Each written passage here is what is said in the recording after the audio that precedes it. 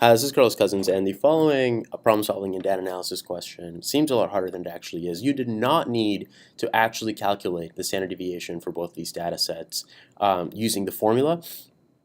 I encourage you to look it up because it is something that's going to be very useful to know in real life, how to calculate standard deviations, but it's not something that you need to know for this particular exam. Now, I can discuss it a little bit, but before we do that, to solve this problem, all you had to see was standard deviation tends to do with the difference overall from the mean or the average of the values provided. And because of the range here, from 6 to, what is this, to 110, Robinson High School, the fact that they're not all very close together, the chances are when you calculate the standard deviation is these are going to deviate from the mean. They're going to be further from the average by a larger number than the ones in Robinson Middle School. That's all you really need to know for the exam.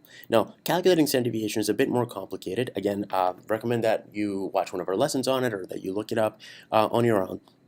You're actually going to, after you calculate the mean, have to look at the difference between the mean and each of the values. So for example here, 78, 99, and 110 minus, or that number minus these numbers, depending on, well, actually this should be a number where you're going to have to subtract 78 from it, but then 99 and 110 minus that number is what you would have to do. Anyway, you'd look at the difference between the mean and these numbers, and then after that, you would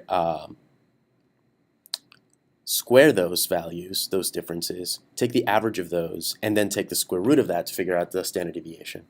But you didn't need to know that. Because there's a greater spread here for the Robinson High School compared to the Robinson Middle School, standard deviation will very likely be higher for Robinson High School. I hope that helps with this problem, and happy prepping.